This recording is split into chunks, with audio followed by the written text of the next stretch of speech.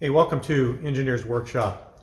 My name is James Konka. In case you're wondering about the name, I'm Ukrainian.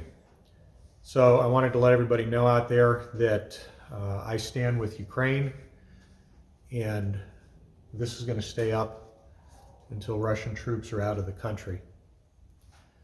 So today's project, actually this week's project, is kind of an emergency issue for my son. He was putting together his transmission, which was a T5 out of a Mustang, and mating with a bell housing, and his TDI diesel engine going in his Spitfire. So he had a transmission input shaft bearing, which was a typical needle roller bearing, pressed it into the end of the crank, and lo and behold, the nose of the transmission was too big for the ID of the input shaft bushing. So he had to get that out, which was quite a chore, and did some searching and found a GM part that was actually an iron Oilite type transmission input shaft bushing that was big enough on the OD and small enough on the ID to be machined to what he needed. So that was the task. Do some miking, set up an interference fit of the OD of the bushing, so a couple thousandths press in the crankshaft, and then account for that crush, because that bushing is just going to compress, and leave the proper clearance for the nose of the input shaft, which I believe was 17 millimeters. We can double check in the video, but let me show you the setup we had to come up with to make this very small part, hold it, keep it concentric to itself, ID to OD. And of course, when we installed it, he let me video him installing it, and I forgot to hit record or hit record too late or something, so I didn't get the video installation of him putting it in. It did fit, so I did throw some video footage at the end of the video of him doing a test fit of the body on the chassis. We brought that over to this building and used the overhead trolley and hoist to lower the body onto the chassis, check the clearance around that bell housing area. So over to the machining of this bushing, and God bless Ukraine. Got another project pertaining to the Spitfire project that my son is working on, and it involves a problem with the fit of the T5 transmission input shaft into the pilot bearing of the TDI engine. And the problem is the needle bearing fit into the crankshaft, but then was the wrong diameter for the nose of the T5 input shaft. So son did some research, found one of these iron Oilite pilot bearings. This is actually a GM application that is big enough on the OD to take material off and small enough on the ID to take material out and to make an input shaft bushing that will work. Now the challenge is going to be how to hold this thing, machine both the ID and the OD, keep it concentric without distorting it. And so I'm going to do it in two steps. I'm going to clamp from the center, walk the cutter around the OD, and get the OD to be about a 2/1000 press fit into the bore of the crankshaft. And to check that, we use the Brown & Sharp 672 parallels, which have a cylindrical outer surface, and then you can put this in the bore you're trying to measure, and then use conventional mics to check the diameter. So we got that set. We mic'd the nose of the input shaft. We know what our target dimensions are. Let's set this up in the K&T and start machining. First step for the new project is to break down the old project, which is the motor pivot bracket for the Acroturn lathe. Kind of at a natural stopping point here, so I can remove this without losing too much time.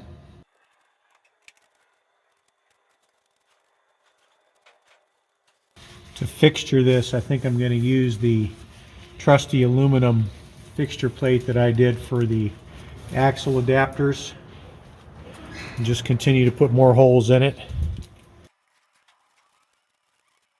My thoughts are to clamp this down through the center We can walk the OD, and then once we have the OD to size, I'm going to make a pocket, a shallow pocket in here that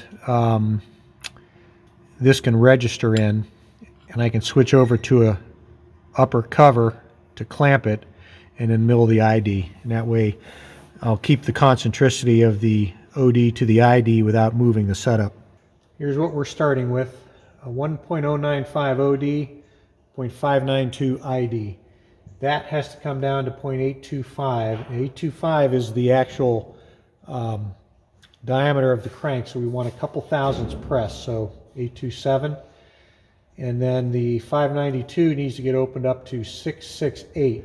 Once again, that's the actual size. We need a couple thousandths running clearance plus whatever we put on here for a squeeze. If we have a press of 2 thousandths, we need to add about 4 thousandths to this, because that is just going to compress basically the ID as much as the OD for these kind of parts. So let's get started.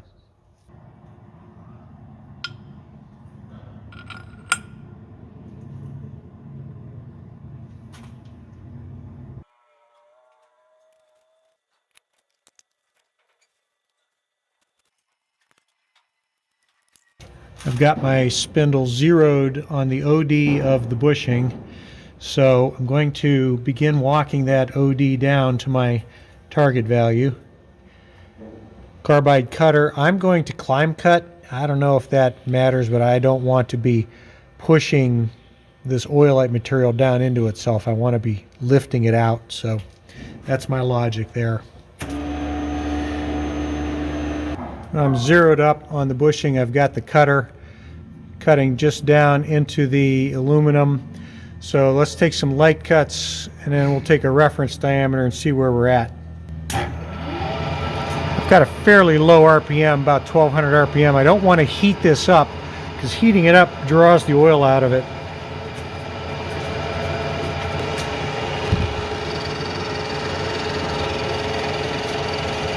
Bringing it in until we make light contact.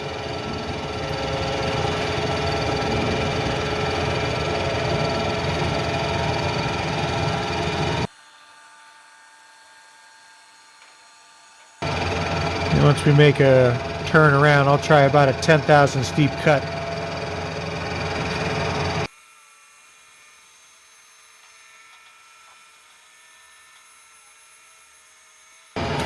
Now we'll check our diameter.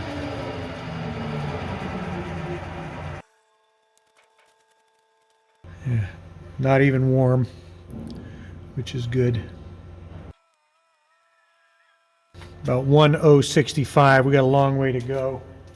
240 thousandths remaining. So let's do a 20 thousandths deep cut, which will take 40 off. That'll leave 200. There's 20 thousandths.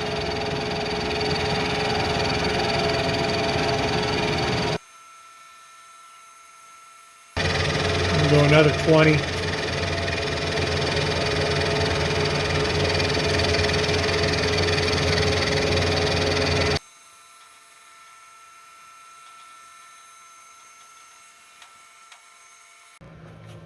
Second cut now, I have 160 to go. I'm at 0.985.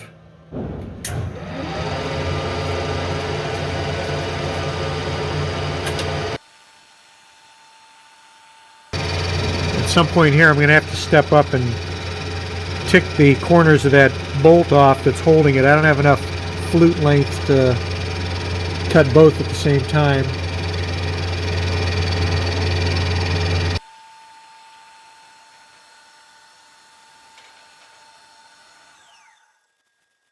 To be safe, I'll step up and trim the bolt heads.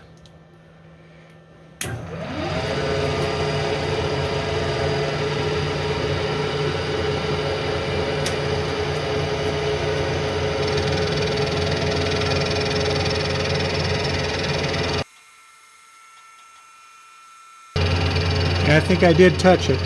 That's the only one that was close.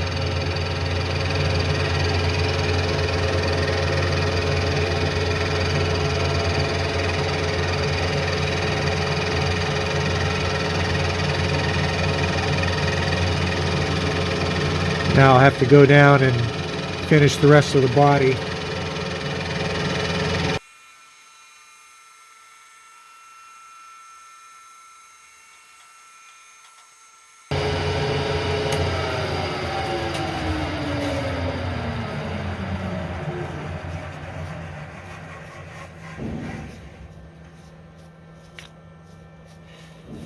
And this is just the coolest machine ever. 80 thousandths big roughly, so I'm going to take a 30 thousandths cut and then we'll start creeping up on it in small increments.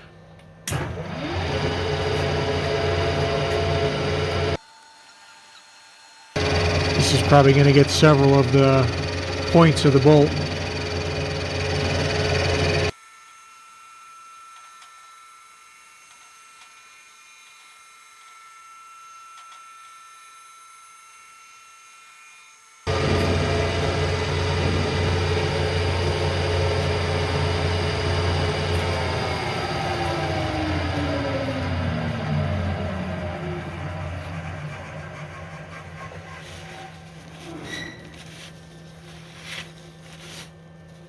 .844 is where we're at right now.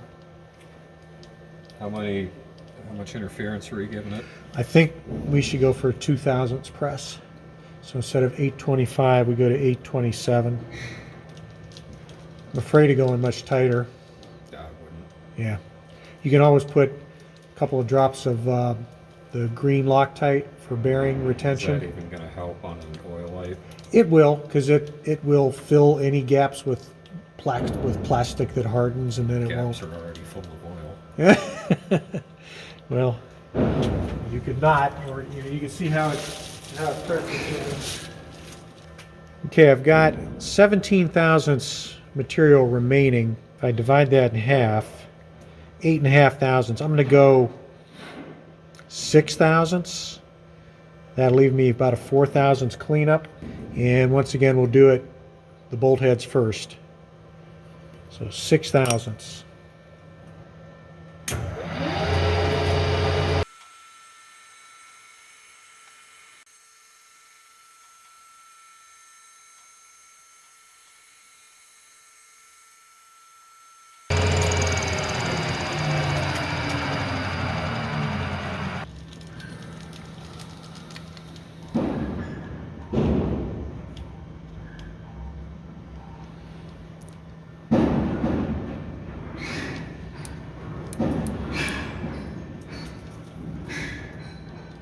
Almost 831.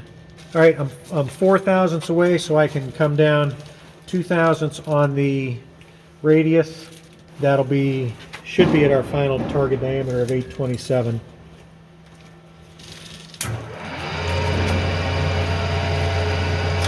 First, the bolt heads.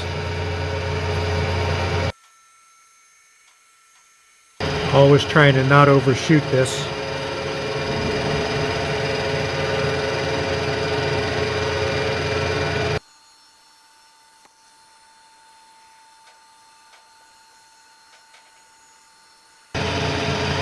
Can hardly feel the step. You can see it. I'm going to let it do a spring pass.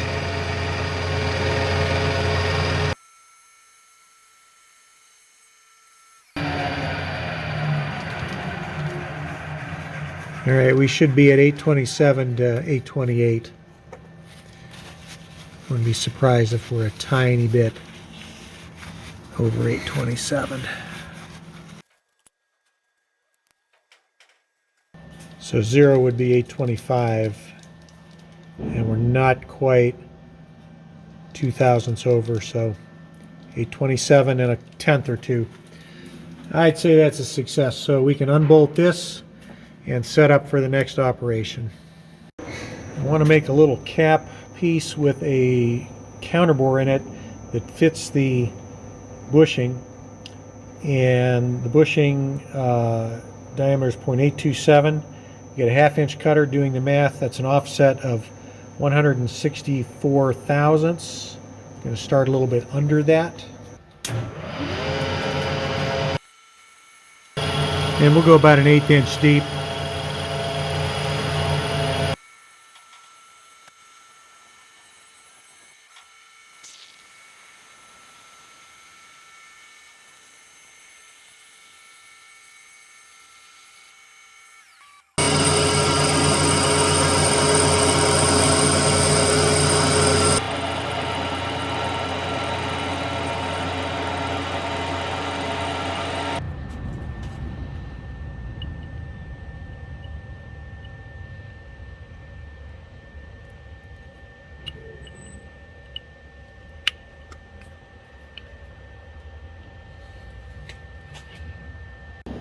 Okay, so with the bushing OD to size, which is 0.827, I'm milling some pockets with a little hold down piece of scrap, and in my fixture plate, I'm going to hold it down with 3 of these just button head aluminum screws.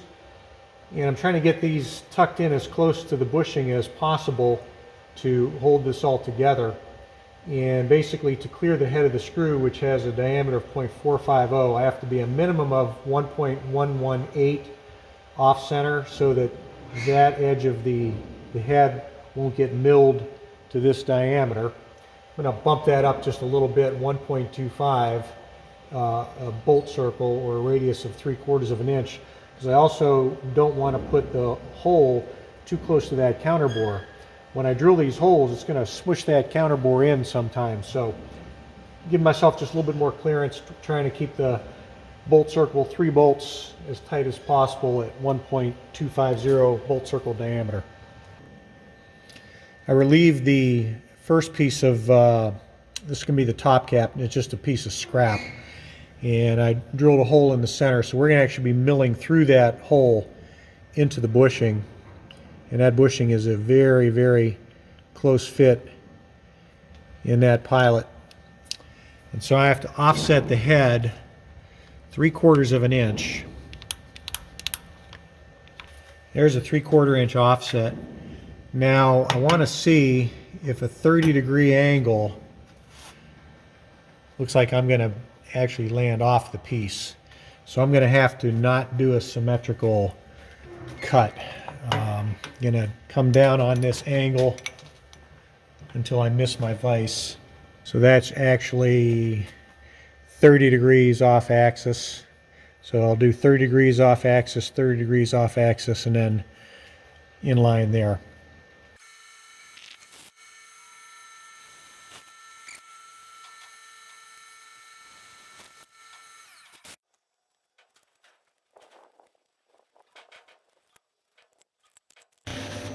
I've come down roughly centered in this hole, and so now I'm going to duplicate my hold down pattern, which gives me 3 good areas to work with, and then I'll switch back to the milling cutter and make the matching pocket in the center of that bolt pattern without moving the setup. I'm going to land into that counter bore, but I think I've got enough of the point centered where it shouldn't be a problem.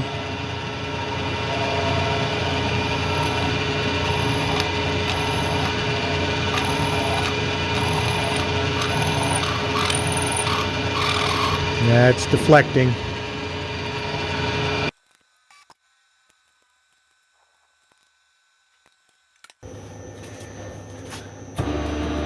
I'll hit those 2 locations with a 2-flute end mill till it cleans up.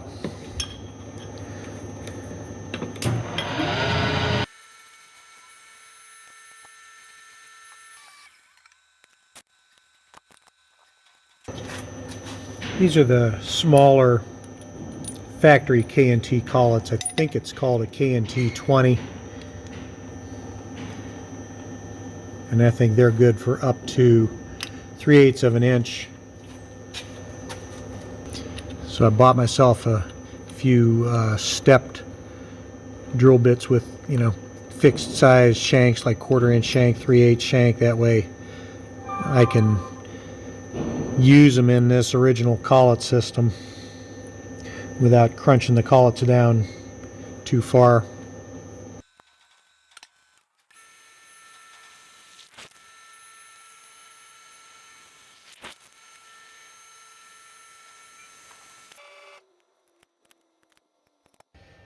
That's the idea, trapping the bushing in between. So I have to bring my head back to 0 and swap back in the 1/2 inch end mill and make a snug fitting pocket to locate the bushing.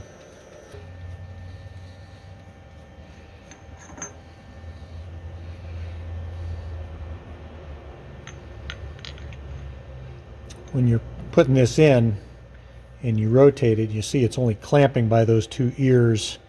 So you got to be careful that it's not ready to drop back out. Got to make sure you're centered over it like that. It takes a little bit of fiddling.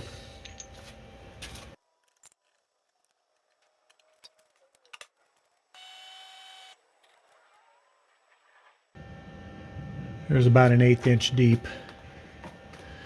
Had it centered pretty well. I'm not touching. My offset to get a correct size counterbore is about 165 thousandths.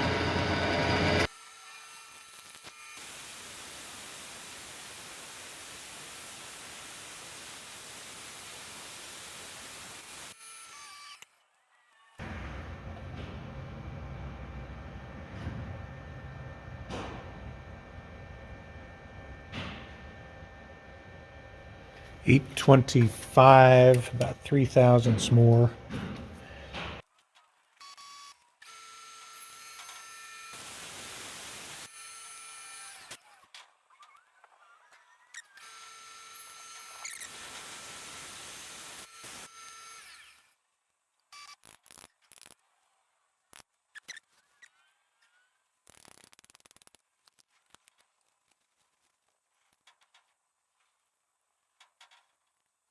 I'm famous for setups that aren't going to win any beauty contests, but it's results that matter. So we got the bushing clamped in that pocket.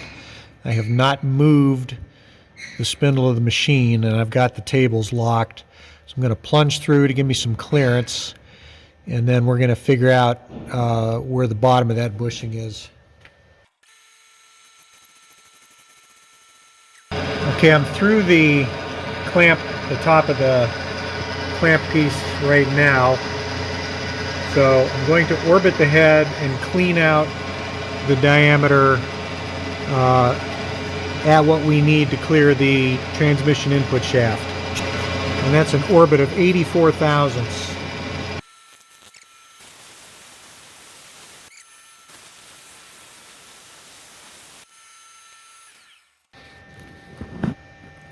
I get you in on top of this a little bit more.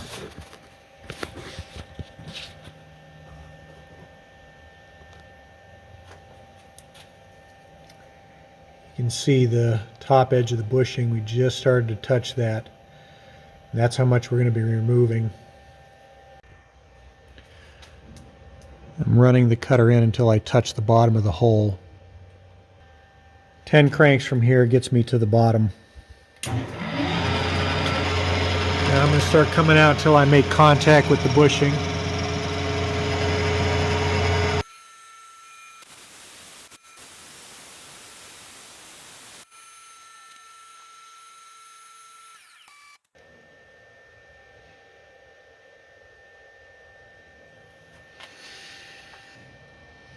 Okay, our target is 674 and we're at about 610 right now. Another 28 thousandths off the radius.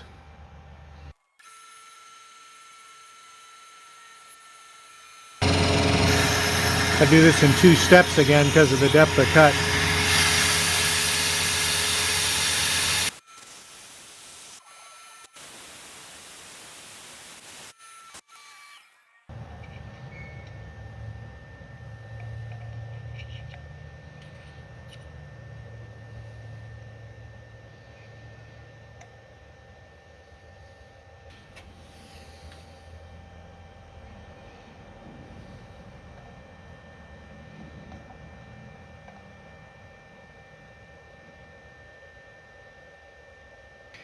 We're at 633. Do another 10 thousandths per side cut.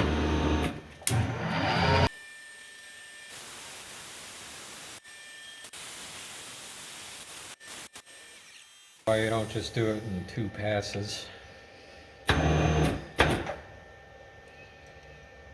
can handle it.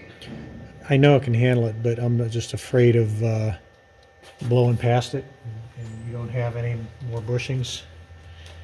Yeah, I think we do have more that might work actually. Well, if I could get it to focus, you can see that's exactly 653.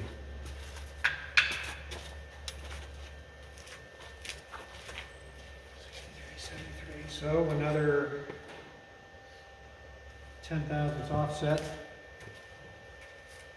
That'd be at 673, and then a thousandths cleanup. This part would have been challenging to do because of how thin the walls are, even on a lathe, which I don't have running, unless you had a 6-jaw chuck, which I don't have. And you could hold it lightly enough in the 6-jaw chuck to then machine the ID after the OD was done.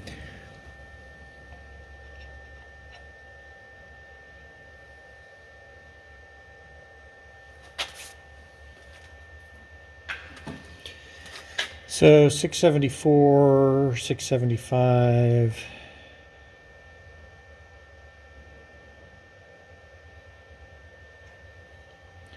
$674.5. Stop there. Yeah. Let's check. We got to get it out of this.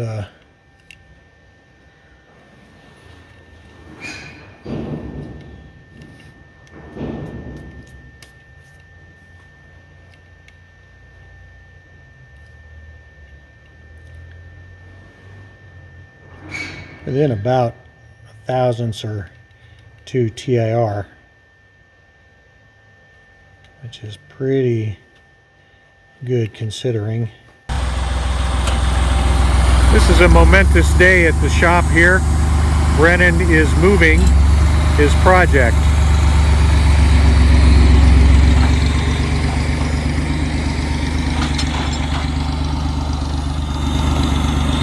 This is the chassis of his Spitfire conversion project. Taking it over to the big shop.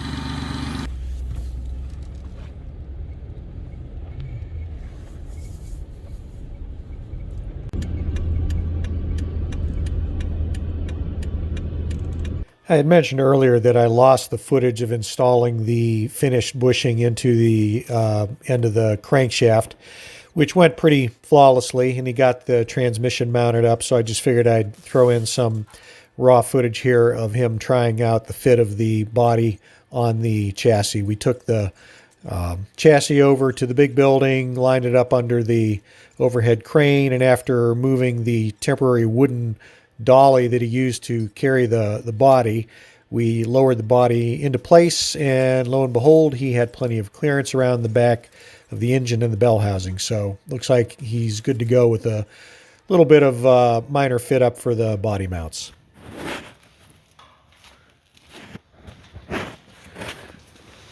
The relative locations of these holes are about 3/8 of an inch too wide on the body relative to the frame. My suggestion is to slot the body holes slightly because he's got threaded inserts welded into his frame. Job made infinitely easier by handling with the overhead hoist and trolley. Keep dropping it. I'm going to keep the back centered. Well, I hope you enjoyed that video adapting an iron Oilite bushing to serve as a transmission input adapter for my son's Spitfire project. Back onto the motor bracket for the Acroturn lathe. I had to dismount all that to do this bushing, but I wanted to let my son get that assembled and start fitting up the body to that project. So we'll be back again with more videos from Engineers Workshop. This is Jim Konka, a Ukrainian, and I stand with Ukraine through this crisis, this war. And until then, as always, stay safe.